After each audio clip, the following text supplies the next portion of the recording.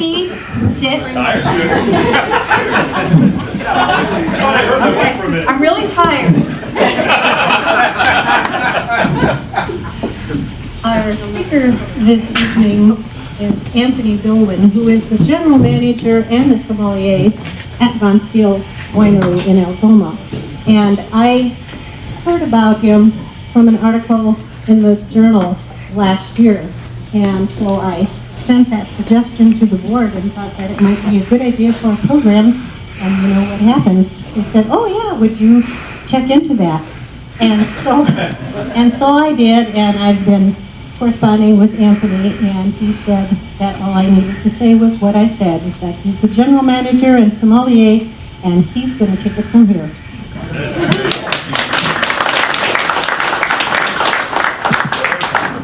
You all can hear me right?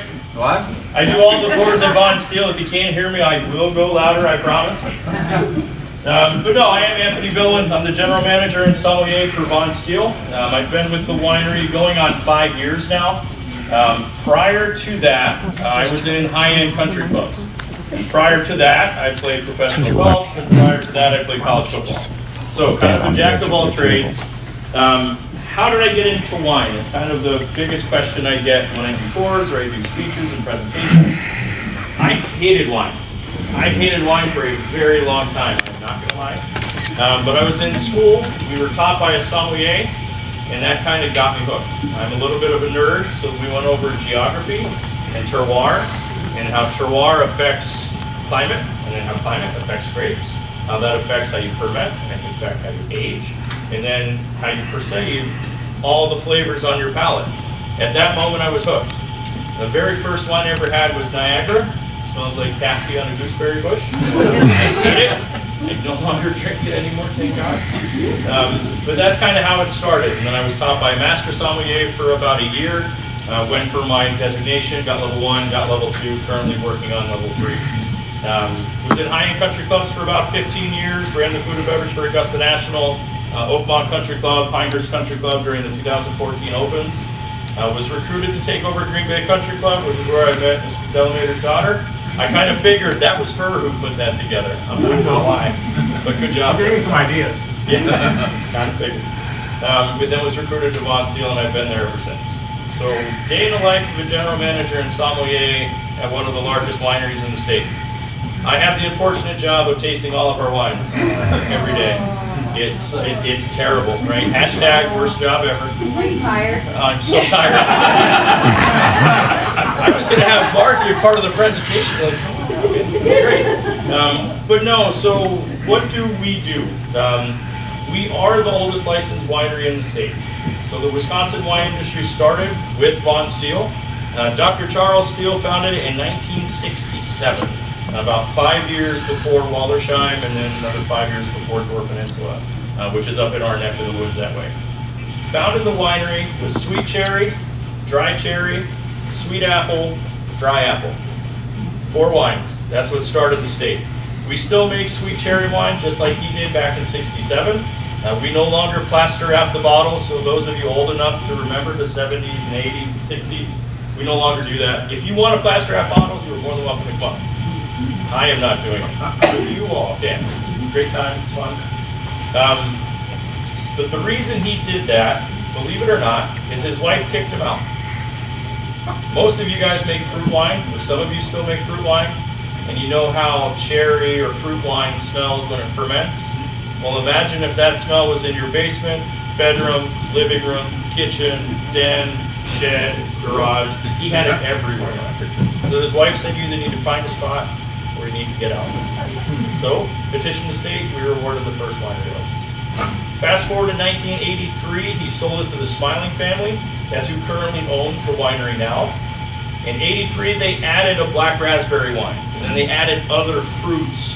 But we weren't making varietals, just a straight fruit winery. Fast forward to the 90s, and we started working with the University of Minnesota to pioneer and help customize some vines that would work for Door County. Not only are we the first licensed winery, we're also the first commercial vineyard in Door County. You will not see our vineyard from the road. If you come to the winery, we do vineyard tours. We'll gladly walk you through it. When we first planted the vineyard, we had Concord, we had Marichal Foch, and they tried to plant a little bit of Vidal. Why not? Let's see if it works. As you can imagine, Concord didn't work, Vidal didn't work, our climate is terrible. Great soil. If any of you know the soil of Wisconsin, especially in the ledge, we are a part of what's called the Wisconsin Ledge AVA. That AVA is actually the 12th largest American viticulture area in the United States. It's about 12 million square miles. Of that, it's like 1,000 acres planted, if that. Not very much. So, soil, it's like the Loire Valley. You guys have ever had really good Chenin Blancs or crisp wines from the northwest side of France through the Loire. Our soil mimics that. We're dolomite, we're clay, we're on an aquifer, we're on the Niagara Escarpment. So the very east side of our vineyard is the beach, the very west side is the bank. So we get the aquifer that pulls all of that together. If you ever come to the winery, you can taste Stony Creek Rosé. It's our estate wine. It's Marichal Foch and Frontenac, 71% Marichal Foch and Brett Frontenac. Very strawberry, very acidic. Our wines from our vineyards, just like most of North County, are very acidic. Our weather, our climate is terrible. We're 10 degrees colder than you guys all the time. And I mean all the time. We always have easterly winds. Lake Michigan is awesome. Soaks up all the heat in the summer, spits it out in the winter. We never have ice. We never have frost. We don't have to net. We don't have to eat. We don't have to do any of that in the vineyard, which is awesome. Downside is it's about 1,000 hours of labor for 2 acres.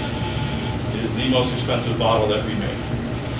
We don't charge that way, so if we buy it for $100, we do it for about $25, and take a little bit of a loss on it.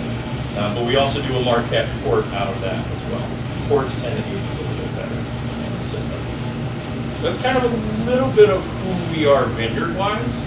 Company-wise, we're the 3rd largest winery in the state. We do 120,000 gallons of wine a year. It's 46,000 cases. Also do 40,000 gallons of hard cider. We make 9 different ciders. We also do about 20,000 gallons of spirits. So we make bourbon rye, cherry and apple brandy, and oak aged grappa. So if you focus on making dry reds, why not make grappa? We do Syrah, we do Petit Verdot, we do Cabernet. Our wine list today has 60 different wines on it. We make 80 different wines in our portfolio a year. We make 140 total, as we make wine for other wineries throughout the state. And we also custom crush and co-pack. So inside of our production facility, and Charles got to see it, we have a state-of-the-art bottling line. Our bottling line was custom built for us in Italy by a company called Borelli. The cool thing with this line is it was the first ever of its kind. It's an isobaric bottling line. It means we can bottle under pressure. We bottle mead, spirits, wine, sparkling wine, champagne. If it can go in a bottle, we can do it off of that line. It's a fully enclosed line, which is pretty cool. So if you guys ever have time, please come see us. I'll give you my business card, shoot me an email, and I'll walk you through everything personally. But off of that line, we literally do everything. And it is 900 cases every Tuesday and Thursday, like clockwork. We can push to 2,000 cases. Our high has been 5,000. We just did that last week. We will never do that again. My production guys almost found out. It's a lot of work. But it only takes 3 people to work the line. 1 to put the bottles on, 1 to take the bottles off, and 1 to change labels. Other than that, the line is 100% autonomous. It takes 1 minute from start to finish for a bottle. The other cool thing is the line is hooked up to a computer in Italy. So if there is ever a timing issue, if we have a power surge and the timing for whatever reason in the gears gets thrown off, guys in Italy fix it before we know about it. We come in at 6 o'clock in the morning because they're ahead of us. We're up and we're going. 5 years, we've been down 2 hours, about 2.5 hours. We do all the manual maintenance, they take care of all the electronics. We have 76 tanks, we have a 15,000 square foot facility. Variable tanks go anywhere from 50-gallon open top. We go all the way up to 5,800 gallons. So we're going to taste the Riesling that we do. Just to give that an example, that 5,800 gallon is 1 batch of Riesling. If you ever get stuck behind a milk truck, that entire tanker is that tank. So how does that work? How do we get grapes? Well, kind of went over what we grow. Marichal Foch, Frontenac, Marquette, and St. Croix. but we do a lot from the West Coast. So we have 2 brokers that we deal with. How many people have heard of Kendall Jackson wines? Everybody. There's a second side to that, which is called Kendall Farms. And Lisa Kendall is the owner. We work directly with Lisa Kendall. We send her exactly what we want, what we're looking for. She sources the vineyards for us, sends us the specs. We get to taste them live, and then we say, yes, we want that vineyard. No, we don't want that one. And they do a good job of selecting and green harvesting and getting all the junk out before it gets here. White grapes are crushed on the West Coast. So our Riesling is crushed in Washington, Pinot Grigio is crushed in Washington, Chardonnay is crushed in California. They ship us the juice via tanker, pump it right into the closed tanks. We use a glycol system. So every one of our tanks is hooked up to what's called TankNet, and it's a glycol chilling system on each tank. So we were very specific on yeast and temperature. So we always cold soak. We're always in a certain degree range. Most of our whites will ferment at 55 to 58. We'll even do that on some of the reds that we want to cold soak just for a little bit more aromatic and flavor. Those ferment anywhere from 60 to 90 days. We do not push them fast. They'll go about half a brick a day. It's kind of where we want. Some wines will push a brick. Depends on what our end goal is. Red wines, they do the same thing. So we have a broker in California. The guy's name is Colavita. He's a little Italian guy, about 80 years old. Michael Colavita, yes sir. Small world, this is great. My brother, love it. Love it. So we deal with them directly, him and his son. His daughter's no longer in it anymore, which is a sad thing. We used to deal with her. But the same thing, we call him and say, hey, we want Giraldago, we want Cabernet, we're looking for Alicante, whatever across the board, Dolcetto, Nebbiolo, Montepulciano. He will find it, source it for us, and the same thing. He is so good to work with that he knows exactly the specifications, and he will reject it in the vineyard. So the other question I get a lot is, how do you know quality is coming in? We have such a relationship with these guys because we've done it for so long that they reject it in the vineyard. They won't even let them pick it. Or they'll just chop it and let it drop. Which is awesome for us, because again, we're in Wisconsin. It takes 3 days for anything to get from California to our winery. So if quality is not good in the vineyard, it will not be good in the winery. And you cannot make good wine off of junk fruit. They hand harvest, goes into 32-pound lugs. 32-pound lugs gets transferred to a 1,000-pound container, insulated cardboard, shipped cold storage from California to here. We require them to do tandem drive. That way the truck never stops. You get it as soon as you can. As soon as we get it in, warm it up, press the next day, starting at 6 in the morning. We get about 85 tons of red fruit a year, anywhere from 40 to 60 tons of white a year. Depends on what we need for harvest load and what we need to make. Traditionally, Syrah, Zinfandel, Cabernet, Malbec are our top 4 that we make guaranteed every year. Everything else we do a 2-year rotation for. So if you see Dolcetto, Dolcetto is only going to be there for 2 vintages and it's gone. You see Nebbiolo, it's there for 2 vintages and it's gone. We intentionally rotate, A, to keep it fresh. We do have a lot of repeat customers. So we see about 50,000 people a year. Out of that 50,000, it's 65% Chicago, and the rest is kind of Twin Cities. I can't get anybody from Green Bay to come to us. If you guys can figure that out, that's great. I've tried for 5 years. I don't know why they won't try it out there. But that's kind of a snapshot of what we do, or kind of who we are. We're kind of humble in what we do. If you ever pull up to the winery, it looks small. I think Charles' reaction when we took him over to production, he's like, there's no way. Like, yeah, no, this is us. So the cool thing with the winery is we are on the National Historic Register. So our building was built in 1867. Been in it since obviously 67, but it's 4 stories. 2 floors below us are all limestone tunnels. So when you go to vonsteel.com or you see the iconic cellar picture that is Von Steel, that is 3-foot thick, hand-cut limestone with not an ounce of mortar in it. It's how they built them back in the day. It does not leak. Don't ask me how. I have not figured it out yet. But no mortar. We paint it just to make it look aesthetically pleasing. But all of our red wines, for the most part, get aged down there, and we have a system.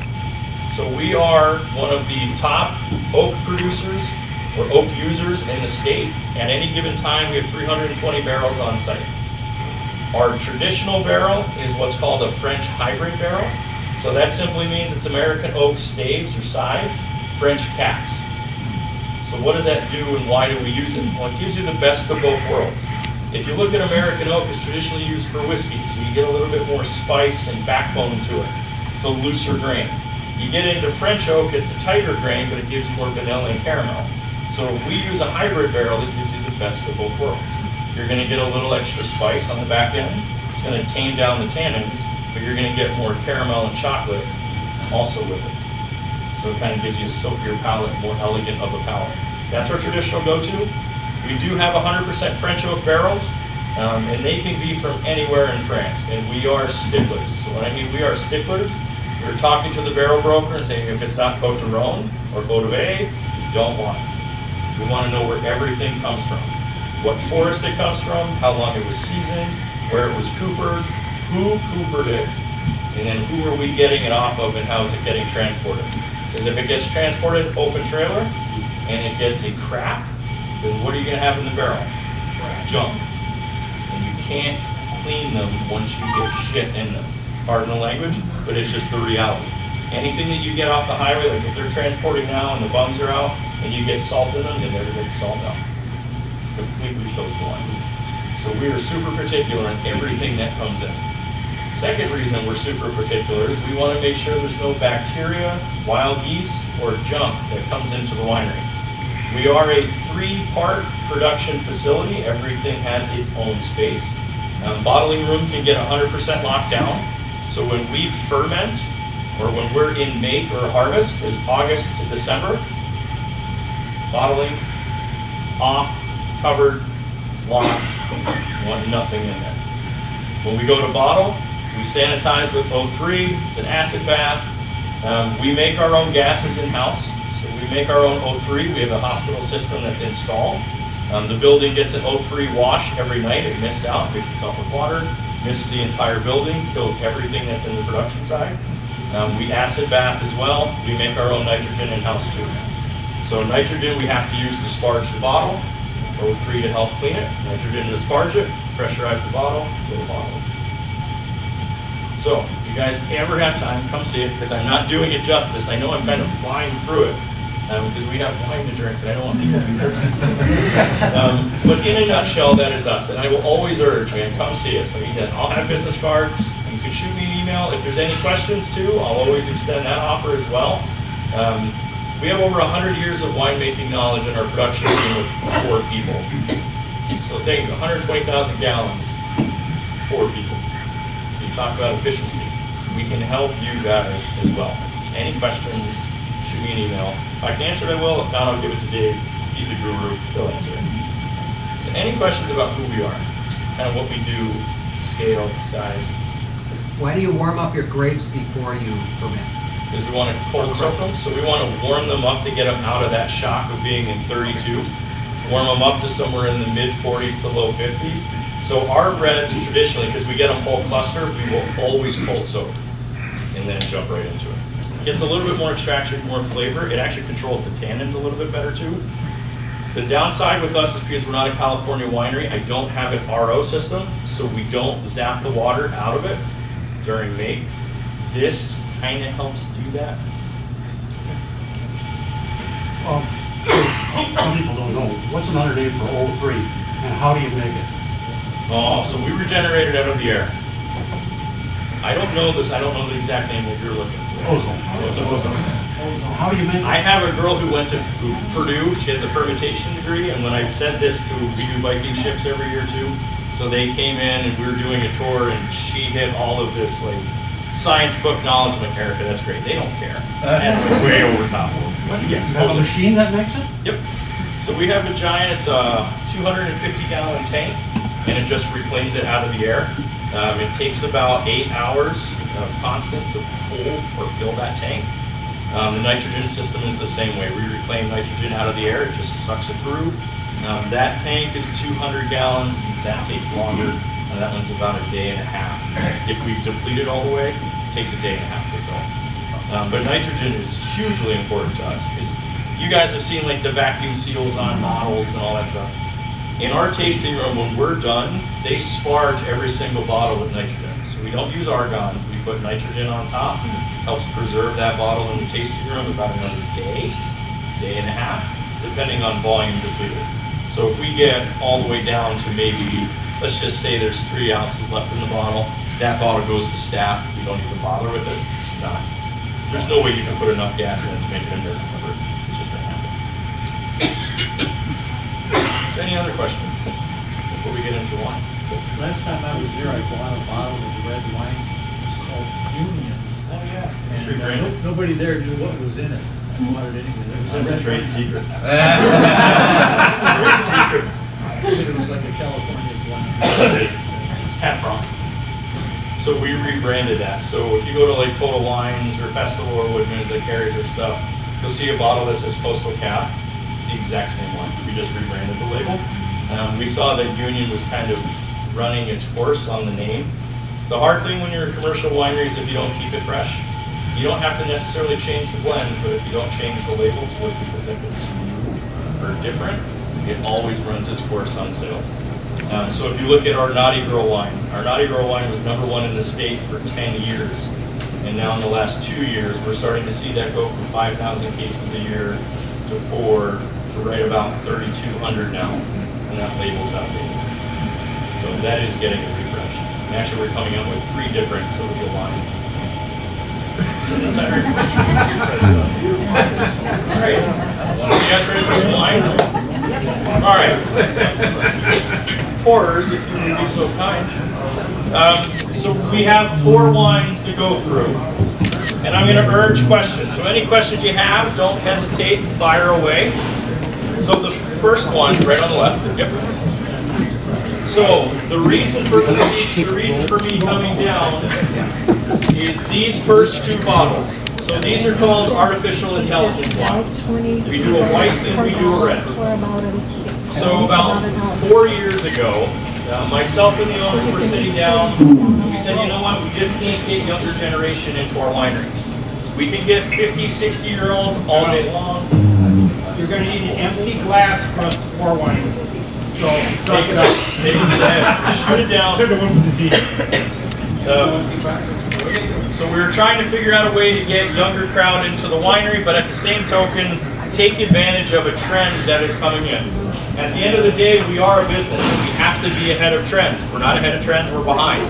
And if you guys are all live in Wisconsin, you know Wisconsin's about 5 to 10 years behind most trends. This is an effort for us to get out even ahead of California. This will be Wisconsin's first national wine when we get to version 4. So, when we wanted to get ahead of it, we said, how can we use AI to make better wine? Is it possible? So we did a bunch of research, we fed a bunch of stuff into artificial intelligence, and it turns out that AI is too stupid to be a winemaker. It can't taste, it can't figure out what's in the glass, but what AI can do really well is break down massive amounts of data at once. So we came up with the idea to put a QR code on the bottle and to create a very dumbed down sommelier survey that people can fill out. So the artificial intelligence wine is the first true consumer-driven wine. We are hands-off. All we do is make it, but we make exactly what the recipe or what the consumer says to. So we don't adjust it, we don't alter it. So the survey is very dense. Like, how much body was it? Was the body too much, or did you need more? Is it too floral or too less? Anybody need any more wine? We have, which one do we have? AI one. Oh, Yeah. I was saying, I thought everybody's hand was going to go up for a minute. I didn't know you were tasting it yet. So inside of the survey, it's how much body, is it too floral, is it too sweet, does it need to be dried down? So every December, we take everybody's survey, put it into ChatGPT. ChatGPT distills a recipe that says, your consumers think this wine is too sweet. You think, or your consumers find that this too floral, or this is too heavy. And then we take that information and back it up. ChatGPT even goes as far as saying because they said it's too acidic, you should reduce the amount of Riesling in the blend. You should add X. So this particular blend is 5 grapes. So this is Riesling, Pinot Grigio, Muscat Canali, Vital Blanc, Gewürztraminer. Oh, nice. Gewürztraminer. So 5 grape blend. This is version 2. Version 1 was much sweeter. This comes in at 1 RS, so 1 brick of residual sugar to it. So this is a little bit drier than what we've done before. A little bit more herbal, good acidity. We wanted good backbone to it. This is what we call a porch pounder. So there's enough acid in it that when you're outside on a porch at 90 degrees or you're on a boat, that acid makes your mouth water and you want more. How many people took the survey versus bottles sold? 125 people took the survey and we did 750 cases. Okay. That's a small list of them. Who's got for ABV on this? Alcohol is 11.5. 11.5 12. Now, it is the Gallo law. And does anybody know what the Gallo law is? Okay. On labels, you are allowed 1 up or 1 down of what you put on the label. So if you see, and I will tell you, I will only disclose this. If you look at our red wines, it says 13.9% alcohol. They are 14.5. 13.9 guarantees I don't pay higher taxes. So if any of you are auditors, I did not say that. There's always one. Shut the recording off. Yep. Go get his, There's go get always his one. business card. But if you guys ever buy wine, you buy Cabernet, and you say, you look at the legs and say, man, this is really clean. This tastes hot. But it says 12.5. Thank you. You're not wrong. Chances are it is hotter. It is more alcohol. So we abide by the Gallo law. Everybody does. It helps save us money. But this is right around 11.5, 12 for the white. So what do y'all think of the white one? Ready? Nicely balanced. Nicely balanced, right? 125 people really need to talk. So, but part of those 100, so here's the second piece to that. So part of the 125 people who took the survey were wine writers from Chicago, California, Napa, Washington State, Texas, Manhattan, and Atlanta. So not African. No. So what we found is if we did average consumer for Wisconsin, because we tried that for the first one, version 1 was so sweet, like when we even tasted it, we're like, there's no way. Like, it was almost 2. It was 1.8 of residual sugar. Like, you can't. There's no way. It's sold because Wisconsin loves wine, but thank God it all sold. But no, this one, that's why green. Yeah, we gave them diabetes and just didn't want to. All right, so that's version 1, or version 2, wine 1. So now we're going to get into the red. So you can't do a white wine without doing a red wine, right? Commercial rule, commercial law, you got to have a buddy. If you're going to sell one, you got to sell a counterpart, or else you're never going to pay attention to it. So this is red. Same concept. Created a survey. Everybody, about 130 people filled out red. Did the survey, put it in a ChatGPT, spit out a recipe. Same exact thing came out. The first wine was too sweet. Shocker. It needed a little bit more backbone to it. And then it needed a touch more acidity. So the first version that we did, because you put so much sugar in it, it takes away some of the acidity and crispness. If you do less sugar, you get more acid. That's how you balance your wines, right? So this is a blend 2, and this is a proprietary blend that we use. So we have what's called a field blend. A field blend red is a backbone or filler for us on certain wines. So when we get into Union, what used to be Union or Coastal Cab, we start with Cab Franc. If we're missing something, the field blend goes in. Field blend is a mixture of Marquette out of our vineyard. It's a little bit of Cabernet Franc. It's a little bit of Merlot. It's a little bit of Zinfandel, and it's a little bit of Petit Syrah. Why do we do that field blend that way? Cabernet gives you a little bit of spice. Petit Syrah gives you a little bit more of the backbone and weight, that heft that you need. And the other ones are just for pure fruit. Gives you a little bit more sugar. Marquette out of our vineyard gives you a touch more acid, so it gives you a little bit more acid complex into it. This is 100% dry, and 0 as far as RS goes. It's going to taste a touch sweeter. This has also got Cabernet Franc in it, because that's kind of our #1 go-to grape blend as a base. Cabernet Sauvignon is great to work with. Cab Franc tends to be just a little bit lighter and easier to play with. When we do bigger Bordeaux blends, or when we do Super Tuscans, then we play with a little bit heavier of the Cabernet. But we always start with Cabernet Franc. This has also got a little bit of Pinot Noir in it. So our Pinot Noir comes from Central Coast, California. And it's a little bit more of a Bordeaux style Pinot Noir is how we make it. So it's more earth driven, not so much fruit driven. When you say play with, what do you mean by that? Throw it in there. That's it. Throw it up, hit it with that. When we say play with it is when we start doing bench blends, and then we just start playing with grapes. To be perfectly honest with you. So we blend 2 ways. When we get our grapes in, we will taste everything. So if you look at, let's just say the next bottle of Riesling that we'll do, that wine gets tasted 13 times before it even sees the bottle of wine. Guaranteed, it's our standard. Red wines will get tasted 13 to 15 or 20 times depending on our age. So we'll play with the grapes as soon as we get them. We'll taste them, some green seeds, some brown seeds. We gotta watch what we do. Let's try to separate lots if we can. It's impossible to hand separate when you get to that stage anyway. So we'll start playing with the blend then. The second part of playing is what barrel are we gonna do? So, telling Cindy a little bit before, when we make wine, when we make red wine, we start at the end, we never start at the beginning. I know what the end result needs to be. That's what I'm trained to do. So we start there.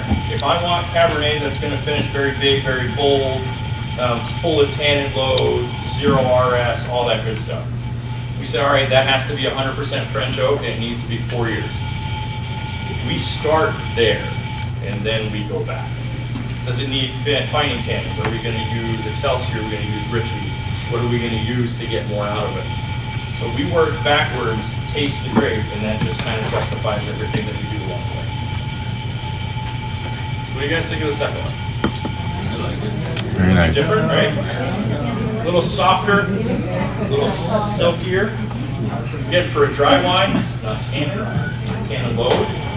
So this is what we call a graduation wine. Why do we say it's a graduation wine?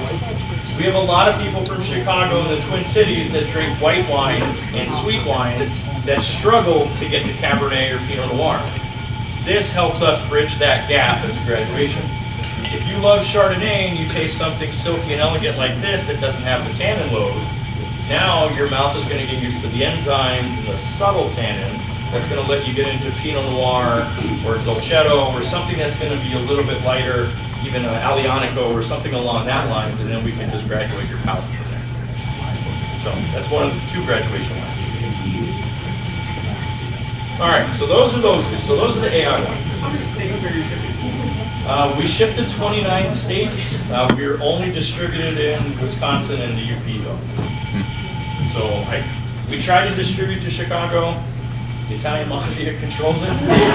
Really? I mean, I'm Italian and I love it, and those are my people, but no, it's just, every time that we get with a distributor in Chicago, they only last for about 6 months, and then they're bought out. And the minute you're bought out, you're back shelf. So then your product will never see the light of day. So then we switched to another one, 6 months, bought out. So we gave up on Chicago. Your biggest consumer is Wisconsin then? Oh yeah. Well, by volume for sales, biggest consumer is Chicago Metro. Tourists, when they come up and see us.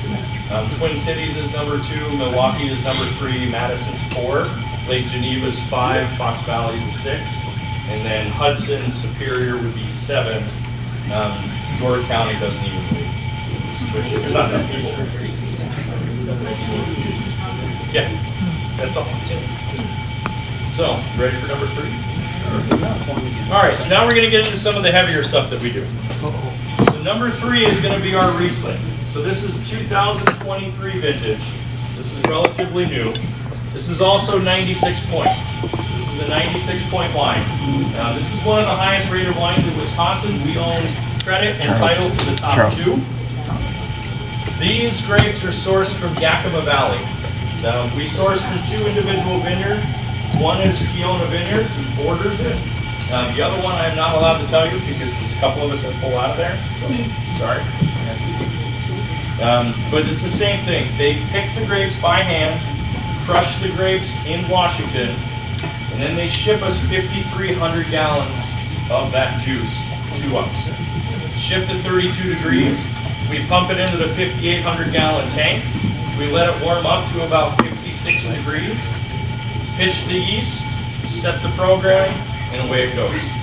Now inside of our TankNet program, if those tanks go off by a degree, either up or down, so if they go to 57 degrees, sends an alert to our winemakers, they come in, they adjust it on the fly. If it goes from 56 to 55, it's the same thing. Why are we so anal about temperature? If it gets too hot, you start cooking the wine. If you cook the wine, you cook flavor out of it. You take the aromatics out of it, you take some of the fruit out of it, it can tend to get a little hotter. If you go too low, you don't really ferment it enough to get enough flavor out of the grape. So, you're super anal, time and temperature, always. 56 for Riesling, we let it run about 60 days, to about a half a brick, up to a half a brick a day. These grapes are picked at 23.5 to 24 bricks religiously. If they are under 23 bricks, we do not receive them, they are not picked. And there's our rule, certain years that we don't make it, because if we can't get it, we can't get it. This wine is done semi-sweet style, more leaning toward off dry. So this is going to be about 0.8 on the RS scale, so a little bit drier than what you had in the AI white with that. 100% Riesling, unadulterated, unblended, straight vineyard. When you say there's 60 to 90 days, what do you feel is the thing that, other than temperature, we slow it down? What is slowing down their fermentation? Depends on how they treated it, to be perfectly honest with you. So different pesticides can react differently, and they tend to come out because we ship them of how we have to ship them that way.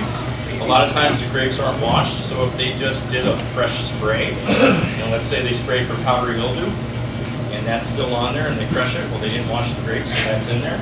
A lot of times to combat that, they'll add more SO2 if it's needed. So when we get it and we test it, if the SO2 is higher, that could be taken longer. So truth be told, we had a Sauvignon Blanc that we made 2 years ago that they had, I think it was 2 volumes over the SO2 of what we needed, and it took 6 months to start fermenting. 6 months. We had to use 3 different strains of yeast in a specific order, and we actually had to send it to Scott Labs because we couldn't figure it out. We tested it, we knew it was high. We have yeast in-house for that. We have enzymes in-house for that, and they did absolutely nothing.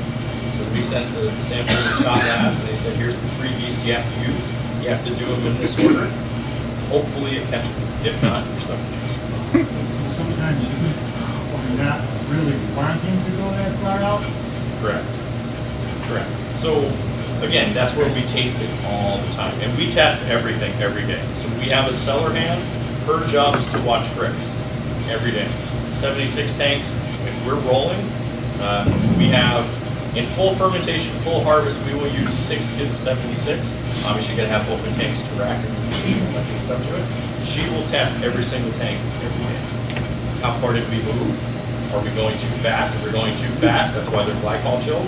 We'll back it down if we have to slow it down. The fastest we've ever done one, sometimes cherry likes to take off even though you try to control it. So sometimes that cherry wine will move with 4 or 5 bricks a day. But we tried to slow it down. But when we get to vinifera like that, we need to control it or we just lose it. But SO2 is kind of the biggest culprit for us. Have you ever had a mistake that you just had to dump? No. We have had mistakes, yes. So every winemaker makes mistakes. We're no different. We've always had it. With our experience and our expertise, we find a way to salvage it. So right now I have 10 barrels of Chardonnay. 2 of them weren't topped, so we got film yeast, which is a big no-no, major no-no for what we do. You taste it, there's a little BCA, there's some off flavors in it. We don't have an RO to get them out. So now the question is, what do we do with them? Well, we're a distillery. I can let it oxidize more. We can make dry vermouth out of it. So that's the way we'll go with it. So yes, we'll make mistakes. We're human. For us, it's how do we navigate it? What can we still use it for?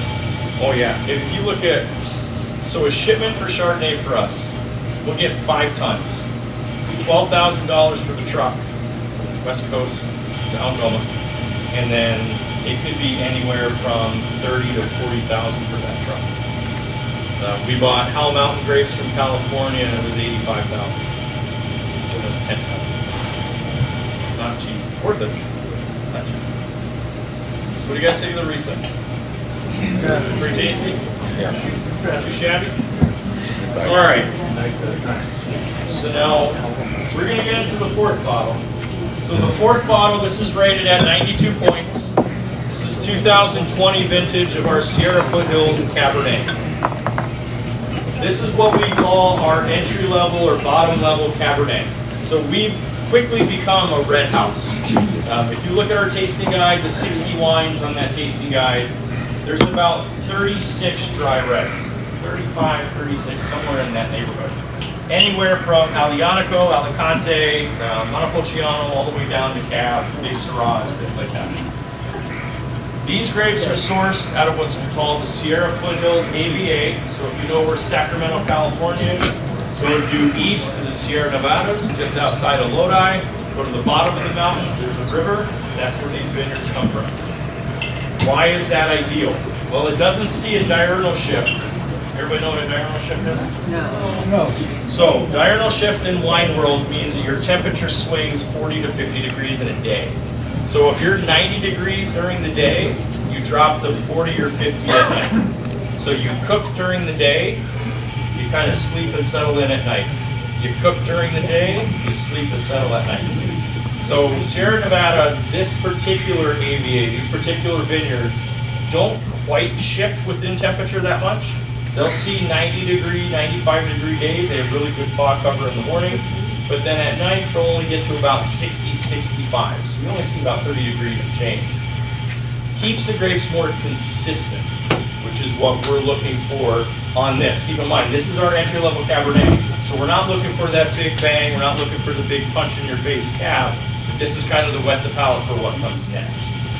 This is aged 28 months in the French hybrid barrels. So when you get into the wine, you're probably going to get a little spice. But then, depending on your palate, you might pick up leather, toffee, caramel on the very back end once you get into the finish. This is fruit forward. Again, at the end of the day, it is a New World Cabernet. It's a California Cabernet. They're always fruit forward. We wanted to pay homage to that, right? It's from California.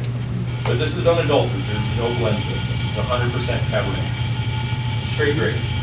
Again, we cold soak all of our red wines. So we cold soak this for about 3 or 4 days. Help extract a little bit more color, a little bit more flavor to it. Because we do that, you'll see that the body is a little bit lighter. These aren't as concentrated red wines as what you're going to find in California. Again, we don't have an RO, we don't zap the water out of the wine. Now, funny story with the Riesling. Our glycol tank froze the water out of the wine. We have really concentrated Riesling. It was awarded 96 points. Happy accident. Happy accident. So what we learned from that and going forward, because the talk always is how do we concentrate these wines a little more without adulterating, without adding extra yeast, doing extra things to it. That's going to be a practice of ours going forward. So we'll filter all of our red wines before we go to barrel. It's kind of a California practice, a little bit more of a French practice as well. Is what we found is if you take wine and you ferment, you got your must, and then you press it, and you rack the pressings off, you throw the grape skins away, or you make broth out of it, depending on what you do, and then you take the wine and you put it in the barrel, well, the wine's not clean. You still got sediment, you may have nitrates, you may have junk in it. So then you're going into a clean barrel, so you have junk wine, or not clean wine, into a clean barrel, it clogs the pores, clogs the grooves, you don't get as much out of the barrel.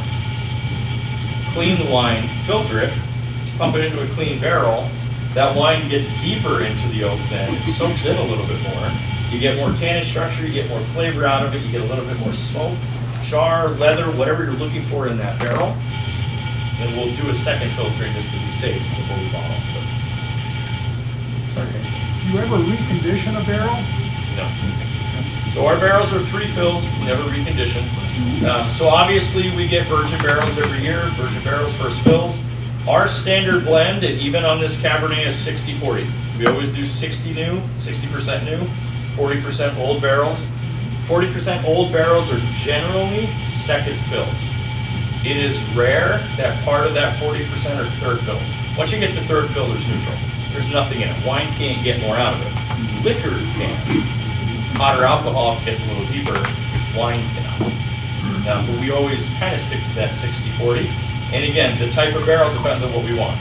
So this particular Cabernet, because it's an entry level, would just be the hybrid barrel, straight, run-of-the-mill.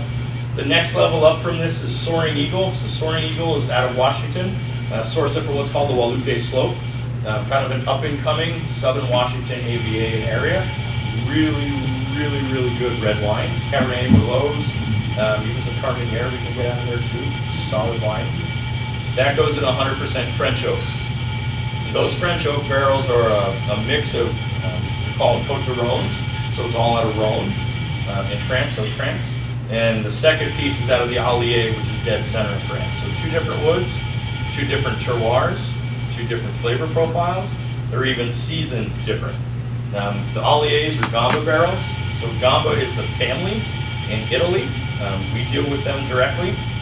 They go into France, cut the trees at 150 years old. By law, I don't know if you guys know this, but by law in France, the tree has to be 120 years old. They're not allowed to touch it.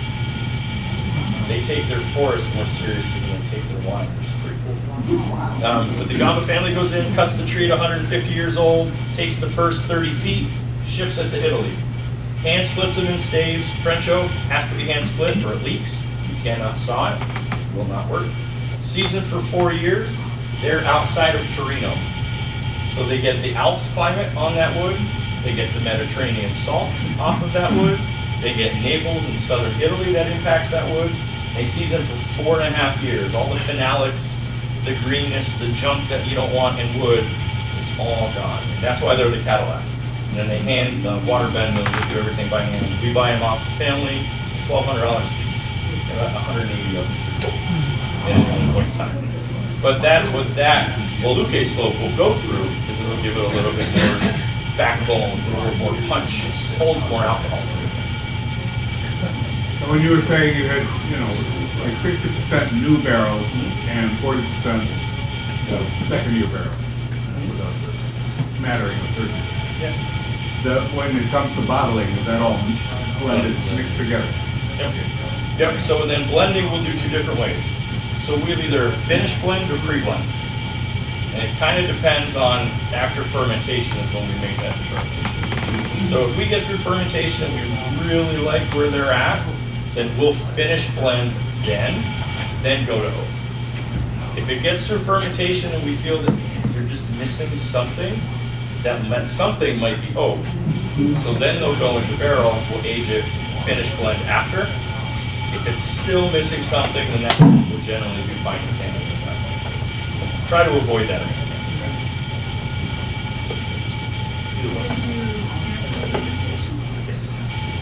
We try to do natural as much as we can. Some of the vineyards, there's just not enough on them to start.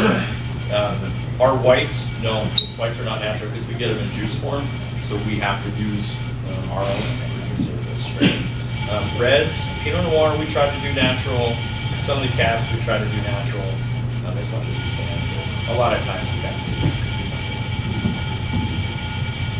When you buy your secondary barrels, used barrels, do you ever buy barrels that? Never buy used. Well, on the barrel holder. Never buy used. Oh, I'm So sorry. we buy virgin barrels only, and we work them through a system. So we never buy used barrels. Oh, ever. I misunderstood. I thought Yeah. you said you had some secondary. No, so we buy virgin every year. We get about 150 barrels every year, brand new, depending on where we're at, how much we have to make. And then they work through a life cycle. They're used by you. Oh, yeah. Yep. And then you sell for higher wax fees. Yeah, so after the third fill, if we can't use them anymore. We sell them for $100 every January. They're on our Facebook page.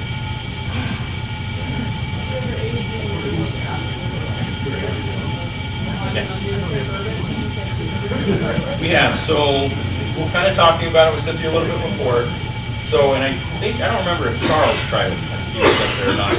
So we did red wine. We did it Cabernet in 3 different barrels. So as a somm, the biggest question I get within wine world is, what does oak do to wine? Right? And we can talk about it. Are people going to understand it? No, there's no real way you can describe what oak does to a wine, but you can taste it. So we got Howell Mountain Cabernet. So same block, same vineyard, same grapes, same wine, aged in 3 different barrels. 3 completely different flavor profiles. So that was experiment 1. Then we said, well, what if we do that with Zinfandel?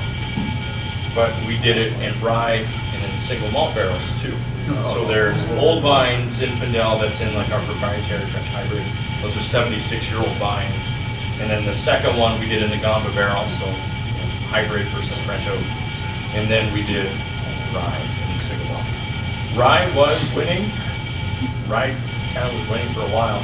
And now that single malt has had time to settle into itself, it's been in bottle about a year now, single malt is kind of taking over. I have a follow-up question before you're talking about how you can taste the different terroir for the grapes, but then you also see the trees. So when you're like doing small new testing, are you identifying which terroir you're getting from the trees versus the actual fruit? Yep. That's what it is. Yep. Because if you look, there's 6 forests in France. So like Scotch and oaks, even in America, you have Appalachian oak versus Missouri oak, and they're nightly different. You can taste the difference in wine. You may have to train yourself to get to that point, but you can taste the difference in them. Same thing with French oak. So the Limousin forest is in the northern side of France. Those oaks are tending to be seasoned less when they make the barrel. So instead of seasoning for 4 years, they're only seasoned for a year and a half. And they're really designed and made for Chardonnay because they add acid back to the wine. So they kind of tone the tannins down, but it adds acid. So if you get a red wine that your mouth is watering and it's racing, where's the acid coming from? Well, it's not for fermentation and it's not out of the wine. So where's the acid coming from? It's coming from the barrel. So then that kind of, for me, says, well, if I know it's in French oak, it's from the Limousin, because that's what it comes from. And then taking that a step further, chalky soil, it's a Mediterranean or an Atlantic climate, so there's a little bit of iodine. You can actually taste the salt. You can taste a little bit of the iodine, sea salt out of it, so you can start picking that apart. Allier forest, dead center France, truffles all day long. You can pull that almost instantly. You can't get it. Don't want to. We wanted to make it Tokai. No. Why? No supply? No supply, and it's, pardon my language, it's too fucking hard. To be honest with you. Because to do Tokai right, and to do it with the azu berries, like you have to make a base wine. And then off of the base wine, you have to macerate the azu berries in there for 12 to 60 hours. So you're making a wine and then macerating a second wine to make the third wine before it even goes to barrel. So it's like a 6-month process to go through. It would be cool if we could do that. Nobody in the state does it. It would be awesome. Nobody else knows what to do. So if I made 100 cases, I would hope people would buy it and would taste it. Because there's no way I can't ship it. But it would be cool though. So that was a lot. I'm sorry, I kind of regurgitated a bunch of shit there. But honestly though, do you guys have any questions? I mean, it's an open book, open forum. I mean, again, we like to help people, that's what we do. You make a Pinot Noir? Yes. So our Pinot Noir is from Central Coast, California. We're sourced out of Central Coast, California. But we make ours more in the Burgundy style. So it's going to be a little bit earthier. It's not going to be as fruit driven to it. Once you get it on the palate, it is light body.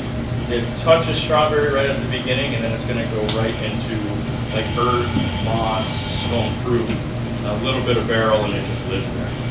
It's happening. Central Coast, Monterey, Monterey. Monterey.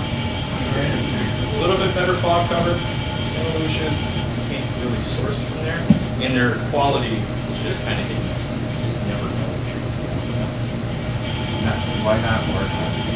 They don't sell out of state. They sell to certain, they do not sell to all. I don't have a contact there yet. So I'm hoping. We've met some people in Portland, or outside of Portland. I'm really trying to pull for Benton Lane. I love Benton Lane wines. I have for a long time. The Pinot Noirs are, to me, some of the best out of Oregon. If I'm lucky enough, maybe in a couple of years. But right now, every time that we approach them, like, where are you from? We're a commercial winery in Wisconsin. Here's our accolades. Like, no. All right, well, we make 90-point red wines. I don't see why you wouldn't sell. Have you tried any Pinot from Michigan? No. They have some. Oh, you're She gonna has try some. some tonight. Okay.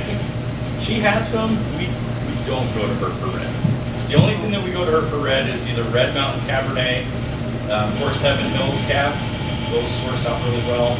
Some things from the Waluke. Waluke slope she sources out really well. What we found with Pinot Noir from Washington for us is that consistency thing. It depends on what vineyard we can actually pull from and what the fog cover is, what the numbers are when they come in.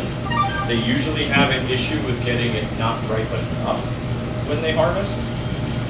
And for us, because again, we process so much fruit, I can't wait until October to get it when we're almost already through everything, because that just sets our clock off a little bit. So maybe in the future, but I mean, Have you ever had to soften up a wine that was overly tannic? absolutely. Or over oak by using big whites? Never use that one. Yes. Never have? No. Tartaric acid, crematartar. Sometimes we do that. Finishing tannins, or what we love to do is we just blend something with it. If you blend a softer wine, again, legally it has to be at least 75% in the bottle before you put the AVA or the grape on the label, right? So we have room. A lot of the red wines, like the cabs that we do, are all 100% that varietal. So like the Mourvedre, it's 100% Mourvedre. The Nebbiolo, it's 100% Nebbiolo. We do that intentionally knowing that we have 25 points or 25% that we can blend in if we need to soften the seal. The most tannic one that we've ever had is currently being bottled next week. It's Tulum at Tulum County. It's Cabernet. And that thing is a massive tannic bottle. To the point I love big dry reds. I'm a Chateauneuf Bach guy all day long, or big left port rows. This thing killed them, like just overpowered them, over tannic, and it wasn't over oak. It's just So you hold it for 10 years and then sell it? well. We thought if we aged it for 4 years, we'd tame it down enough. Then we had to age it another year in oak, and that didn't work. So we had to do a little bit of Merlot in the back end. So it's kind of like a modified Bordeaux. Not as much Merlot, I think it's 70%, something like that, but just enough to take that little bit in. Decided that your label for that wine should be a Christmas tree. And it's gonna be called Pinot Gone. If the TTB would allow it, sure. So I don't know about you guys do labels, right? So I don't know if you guys fight with the TTB, and maybe it's just because we're commercial and they hate us. But it's always a fight to do labels. So for instance, when we try to do we do sparkling wine, we can't put sparkling on a label. It's illegal. Not allowed to use it Yeah, really, naughty girl. because we own the trademark. So Naughty Girl is a trademark wine, so we were able to do that. But that was also prior to them changing their minds on stuff. But when you see our bottles, if it says Esprit, E-S-P-R-I-T, that's sparkling. Now you know it's sparkling. We can't use the word sparkling. We can't use the word port. Why can't you use sparkling? We can't label anything sparkling. The TTB won't allow it. Really? Why? Call it TTB for that one because it gets rejected every time that we do it. One, it's a region issue because sparkling wine is what? Well, it's California. California has plain. So Los Caneros, if you look at Napa, Sonoma, there's an AVA in the middle on the north side of San Francisco Bay. It's called Los Caneros. They kind of own that. So you can't use it. It's the same thing. We can't use port. Can't say Porto because that's owned by Portugal. You're not allowed to use that. Champagne? Can't use Champagne.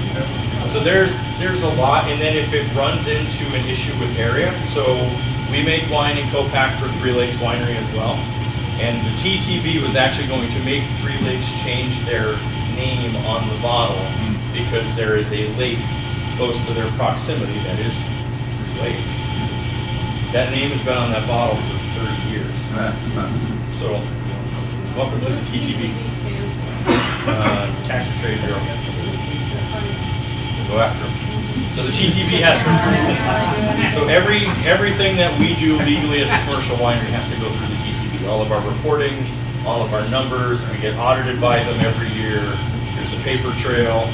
And that's why a lot of times if you guys call our winery and say, hey, we want you to donate wine, it's illegal. You can't do it. Because they will go into our books and say, well, where did this go? Well, we donated 6 cases. Here's $1,500. Doing 14 days.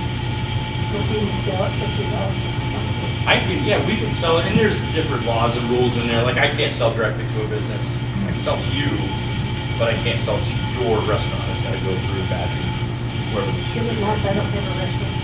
Perfect. I'll sell to you direct all day long. All right, guys. Any other questions? I just have a simple question.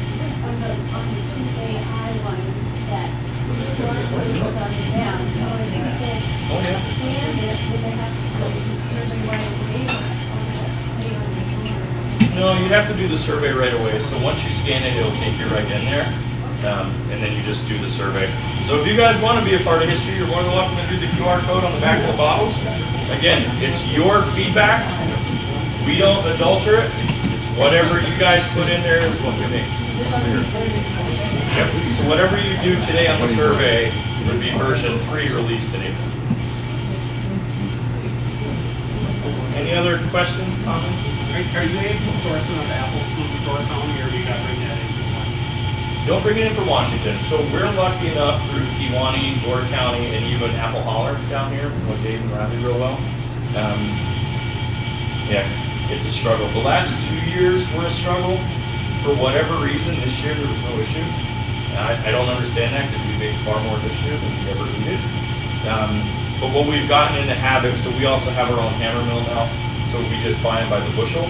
But a lot of guys in the orchards, they don't want to juice them anymore. They make more money by the bushel. So I think we bought 2,500 bushels this year, 2,600 bushels, and the rest that we need to just bought and juice. But we do our own cherries too. So we have 40,000 pounds of cherries. You're welcome to come up and help. Is that enough, Anthony? I'm retired now. Perfect. What varieties? We get them right after 4th of July, and it takes us 2 days to nail them. What varieties of cherries do you get? Valentine's right now. Valentine's is what Sequest has. A little bit better of a flavor profile. However, we do our own brandy soaked cherries. Those are actually Italians. I don't remember the specific name of them. They're a little bit fleshier, they're meatier, they hold up the alcohol more. But Valentine's during fermentation just gives such a better flavor profile.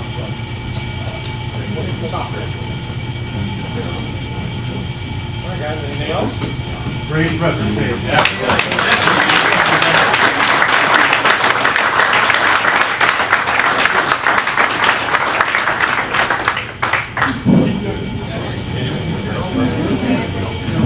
And now, we're going to get you one of our and then you'll know this one. Or what we should be doing.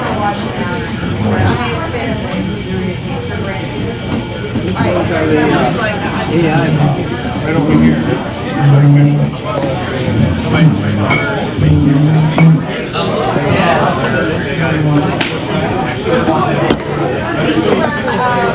Fall last